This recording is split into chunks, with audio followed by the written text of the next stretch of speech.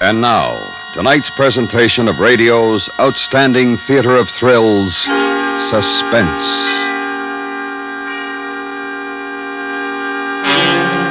Tonight, we bring you a story of betrayal and retribution on Devil's Island. We call it The Stool Pigeon. So now, starring Mr. John Daner, here is tonight's suspense play, The Stool Pigeon.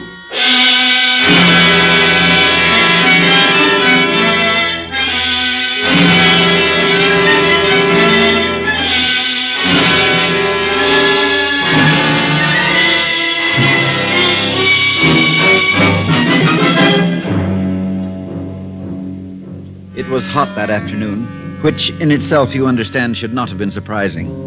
On that Devil's Island, it was always hot, unless there were the rains, and then it was a different, more steaming heat. There were 4 of us racing cockroaches in Cano's hut: Makil, Thibault, Cano, and myself.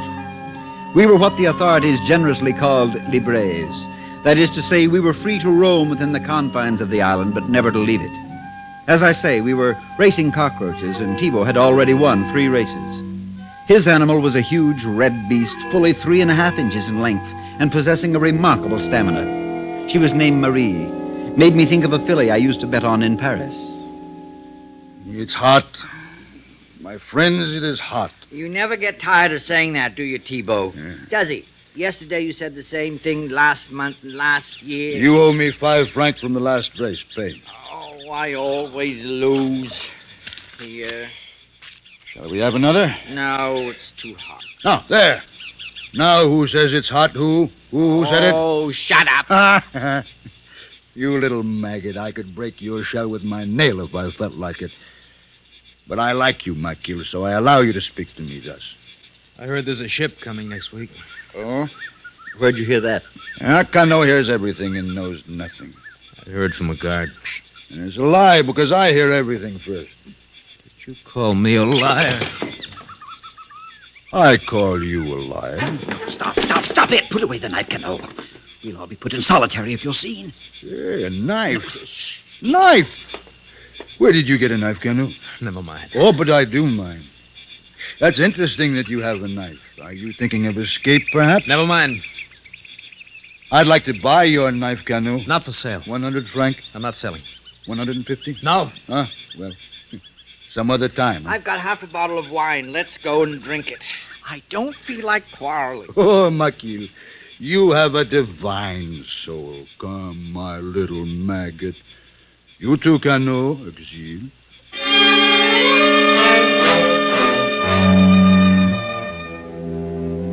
Makil, he of the divine soul, had been on Devil's Island for 8 years. In Marseille, he had been, among other things, an habitual thief and arsonist. He stood 5'6" and had long been befriended by Thibault. Thibault was, by his very stature and past, the king of the libres on the island, a huge and gross man towering over 6 feet. In Paris, he left behind him a series of syndicate murders for which he'd escaped the guillotine only by underground and political pressures. In spite of his terrible reputation and physical appearance, he was not an unfair man, and on the whole, well liked by the rest of us. Cano was slim and dark, volatile as benzene. In a fit of jealous anger, he'd slit his wife's throat. A handy man with a knife, a moody, uncertain fellow, Cano. I was there because I was caught embezzling from the bank. A stupid thing to do, more stupid to be caught. I looked forward to 6 more years before release. Gone. Every last mortal drop. Half a bottle doesn't go far. Not for one with the mouth of a hippopotamus. I remember a wine in Paris, Monche. Think of Emile. He might be tasting your wine soon. Away from this pest hole. How long has it been now? 9 days. No, 10. He escaped on the 14th. I give odds he never reaches Maribor. 5-1. Why not? Why shouldn't he? Well, the sharks, Cano. The sharks. Very bad this year, I've heard. And his boat wasn't much good either. Any other reason? Well, let's wish him luck by not talking about it. I'd like to talk about it. Makil, why else shouldn't he reach Maribor? You know how many have tried in the past 5 years and been caught.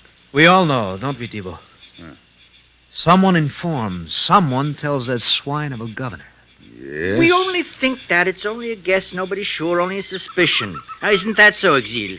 Someone who knows everything that's happening before anyone else. He's right. My friends, he's absolutely right. It's true. I've long suspected it myself, and it's wise that it should be brought out into the open. Someone on the island is an informer, making himself fat on the sufferings of others. I shouldn't want Emil to be caught. He was a friend, a good friend. Terrible thing if he were caught. The question is, who? Who not? It could be any one of 100, if it's true. That pig Louis Dodin? Possibly Grosjean. Well, one could imagine anything from him. What about Grosjean? Or Barret, or Proust, Gallinard, Munch. Maquille, Uxil, Thibault. Any one of us, even yourself, Canu. Oh, no, that is a dreadful thing to contemplate, Thibault. No, not one of us. Over here. Oh, have you seen Thibault? Oh, here you are. Dodin, huh? We were speaking of you a minute ago. What's the matter? It's Emil. What about Emil? He's been caught. They were waiting for him in a patrol boat off Mirabeau. They took him. Oh, sacrament. Now the question is, how did they know he was going to Maribor? I wonder. How did they know?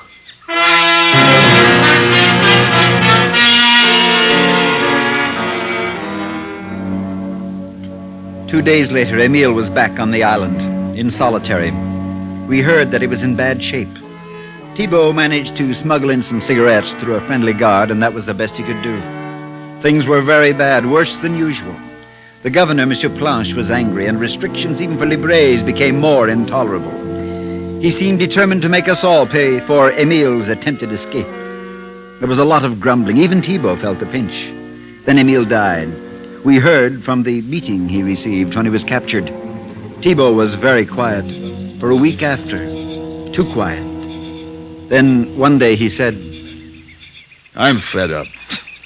Why don't you take a petition to the governor? Now, there's no joke. I repeat, I'm fed up. Something must be done. Escape, Thibault? That or what? Yes, what? a stand. A stand for better conditions. No more oppressions. We're prisoners, but there's still rights, human rights, a stand against tyranny and inhumanity. Bravo. You've just been elected to the Chamber of Deputies. I'm losing patience with you, Canu. Don't be a fool. We have no rights. Even animals. The governor's dog has more rights than we. And you know why? Shall I tell you why? Because the governor's dog is clever. We are not clever. The governor's dog sits up prettily and begs for a morsel. He has no other dogs to contend with, no competition, while we fight and snarl among ourselves for the garbage in the streets. It's true what he says. What does he say? What do you mean, Thibault? If we no longer fought among ourselves, but banded together, a unit of strength, a solid front, we could force the governor and the authorities in France to better our conditions. Then what do we do? Present a petition as Cano puts it? No, perhaps not. Something more forceful, eh? No good would come of it. If there is to be action, I'd rather try and escape. How far would you get, Uxie? Are you forgetting the informer? We don't know. We don't know there's an informer. We suspect, but we suspect everything. There's nothing else to do. Suppose it's the natives who inform. They have before. Suppose the governor is just too smart for us. How many choices do we have, anyway? Brazil, they turn us back. Dutch Guiana? Emil tried it. They're always watching. The West Indies, Venezuela, in an open boat? Not much chance there. Or do you want the jungle? An informer doesn't lessen our chances too much, it seems to me. But it does lessen them. I have been thinking hard, my friends. We're agreed on one thing. Conditions could not be worse, huh? If we could escape, we would do so and take our chances. If. Therefore, there are two choices, it seems. Better conditions on the island or escape. And both impossible, I would say. You're a pessimist, Exil. That's why you'll never be a success. He's right, Exil. You'll never be a success. Go on, Thibault. I think that we may accept both choices, one dependent on the other. What do you mean? If we had better conditions, we might be able to escape. Can't you ever talk in a straight line? Now, which of us has the greatest opportunity to see the governor? Well, you have. You have, Thibault. You do his garden work. Exactly. Come on. Patience, my friend. Monsieur Planche strolls in his garden. Thibault, he says. Thibault, the roses are not looking very well today. He stands next to me and he says this. And for the indignity this petty official heaps on my head and for what he allowed done to Emil, I could stretch out my hands and strangle him in 5 seconds. You understand? 5 seconds. But if I chose, I would not strangle. I would hold him as a hostage. A hostage? You follow me. Now, let us suppose that a revolt were begun, the guards overthrown. Oh, la, la, la. It's a thought. Nobody's ever tried it. But the guards would shoot us down. They would have to shoot the governor if they tried. And if we succeed in what you say, then what? Huh? What happens? What do we do? What? That remains in my head. You must trust me there. I trust no one. Exil? If there were a chance, I'd be with you. I don't look forward to 6 more years of this. Makil. I'm at your side, my friend, as always. As always. That leaves you, Cano. All right. Excellent. Then we must start to make our plans carefully, very carefully. Cano, stand by the door and warn us if anyone approaches. We don't want the informer to overhear us, do we?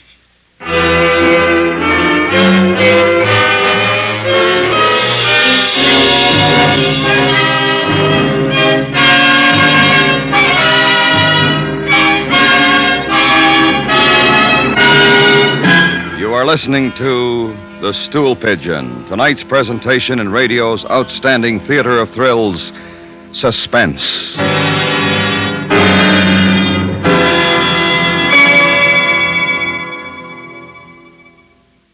If you're interested in spreading the truth about America to others, CBS Radio suggests you contact Letters Abroad, 695 Park Avenue, New York 17, New York. Letters Abroad, once you've given them a few facts about yourself, job interests, hobbies, age, will furnish you with the name of a correspondent who lives overseas. Send a stamped, self-addressed envelope to Letters Abroad at 695 Park Avenue, New York 17, New York. And now, we bring back to our Hollywood soundstage Mr. John Dehner, starring in tonight's production, The Stool Pigeon, a tale well calculated to keep you in suspense.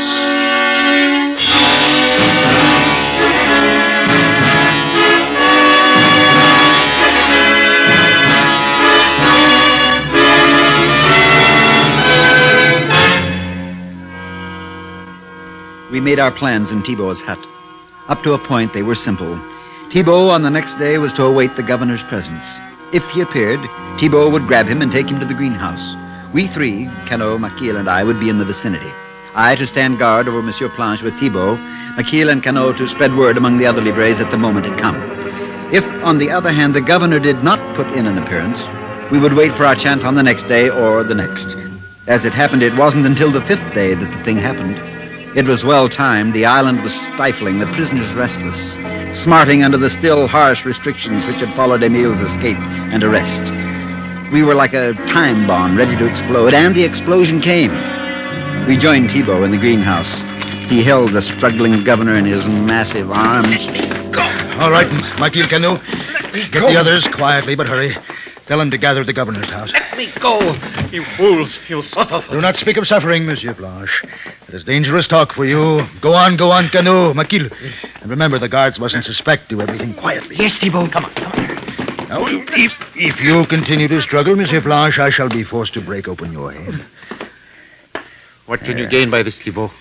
It will mean a life sentence. You know it. And for you, possibly a death sentence. Do you know that, Governor? What are you going to do? Hold you as a hostage. We demand our rights as men. You understand? As men. You have no civil rights. Human rights. My friend Emil died.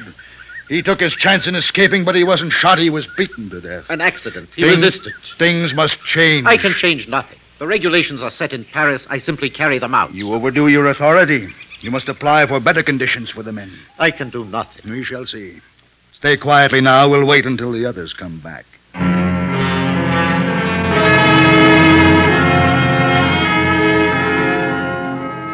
We waited. It seemed a long time, and the silence was more terrible than the heat in that place. The governor's hobby was raising orchids, and the greenhouse was full of them. I've always hated the things. Then, suddenly, it was too quiet, as it might be on a summer's day, a moment before a thunderstorm. What the devil's keeping them? I don't know. Maybe the guards know what's happened. Maybe they've been caught. Listen. They're shooting them. Thibault, they're shooting them. Shut up! Someone get the alarm. Where's Martin? Coming, he's coming. What happened? We got word to about a dozen. And word must have got to the guards about him. I told you. Now, before it's too late, release me. It'll be better for you if you do. What happened to the others? Last I saw, they were coming his way. Thibault, it's horrible. I saw 4 of them fall. All right, come on. Where? To his office. Monsieur Blanche, we are taking you to your office. If any guards try to stop us, you know what happens. You can do nothing, Thibault. Now, give yourself up now. All of you. Walk. Slowly. You in there! Come out with your hands up! The guards, Thibault. Tell them, Governor. Tell them that we're coming out. With you. Now tell them. This is the governor speaking. These men are holding me. They're coming out. Tell them not to shoot. Don't shoot. Now, calmly, nicely, we walk out. Stay very close to them, my friends. That way you'll be safe.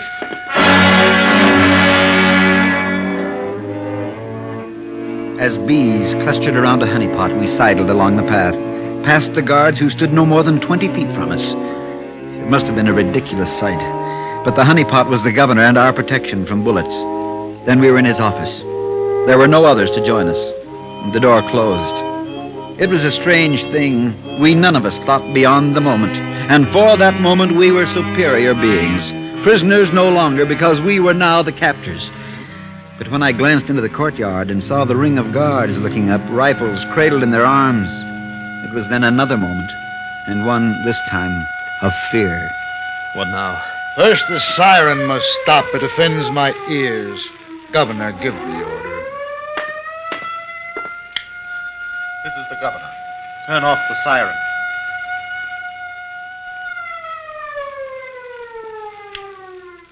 Good. You're cooperative. It's better that way. I repeat, what now? Now, I think we go to the next part of my plan. Makil, little maggot, stay by the window and observe. Report if there is an attempt by the guards to move into the building. Yes, Thibault. What do you think you can accomplish? Escape? Impossible. You know that. It's been done. When there's been no informer, it's been done. I don't know what you're talking about. First things first. Now we come to the matter of conditions here. I have told you I that know what you've told me, and I say to you, it is within your power to ease the suffering of the men. Give them better food, better medical care. Your concern for your fellow man touches me, Thibault. Did you have as much conscience over those you murdered? That is an entirely different matter. Enough of this, Thibault. What happens to My us? dear Canu, it is happening to us now. You'll see. Trust me. The devil with that talk. When do we get out of here? All in good time. Therefore, Governor, you will sign your pledge to do these things of which I have spoken. If I don't? I'll kill you. Slowly. I can. I've had practice. Let us suppose that I agree to this. What then? Then you don't die. Now, the second point. We have a chance to escape. No. A fair chance. Not the chance that poor Emil had, but then he had no chance at all, did he? There will be no escape. In order to escape, there must be secrecy. And there can be no secrecy when you know beforehand of the plan. You will not have a chance to escape. If you let me go, I warn you, I will deal with you all. There will be no escape. My dear Governor, I said nothing about when we attempt to make this escape. What are you talking about? Escape now, Thibault. Yes, of course, now. Each to his own desire for me. It may be now or sometime later, but the opportunity, if it comes, must at least allow a reasonable margin of success. That is up to you, Monsieur Blanche. What do you mean? Here now, the third point. I wish to know the name of your informer. The one who has, for what must be at least 5 years, supplied you with information concerning every thought and deed of the prisoners. There is no informer. You are lying, Governor. No, I have no need. You have a great need if you wish to go on living. What are you up to, Thibault? Don't What is- interrupt His Excellency Carnot. He is about to tell us something. If I tell you, will you give yourselves up? I cannot speak for the others. For myself, yes. You pig. You'd sell us out? No, my dear Carnot. You're free to do as you will. Who is the informer, Monsieur Blanche? I'm getting impatient. Who? Him. That is what I wanted to know.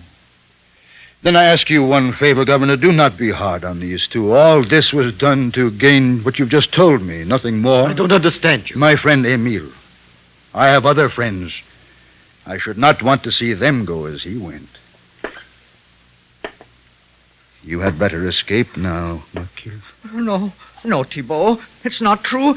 He's lying to you. Run, Makil, run. Or I'll throw you out of the window. On my honor, Thibault, I'm your friend. You know me. I know you. Run. Gilles, Cano, you don't believe it, do you? Run, little maggot, outside. Quickly. Don't, Thibault, don't. Hope that the guards shoot you. Please. Run. I would have cut his throat. That is murder, my friend. You wouldn't want that. I hope that your guards will shoot first and inquire later, Monsieur Blanc.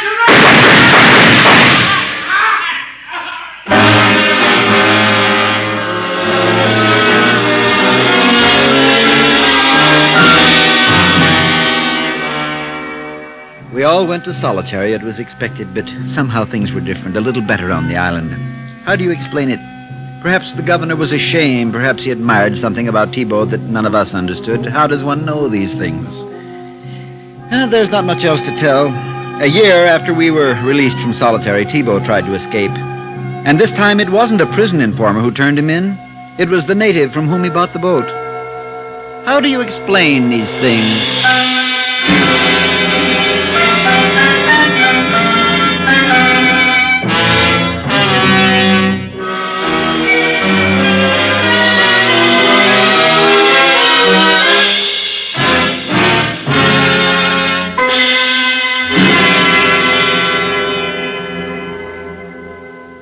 Suspense, in which Mr. John Daner starred in tonight's presentation of The Stool Pigeon.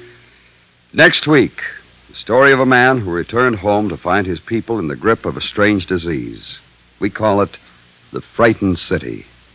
That's next week on Suspense.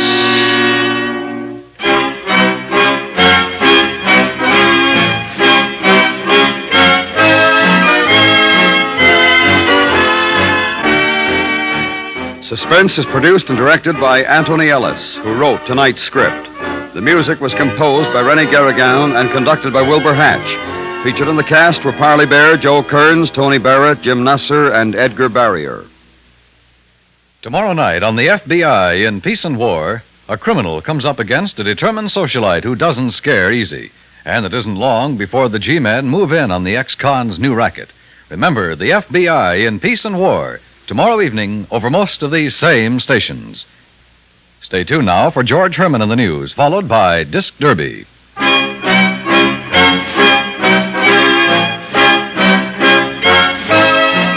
Thursday nights, The Whistler brings mystery on the CBS Radio Network.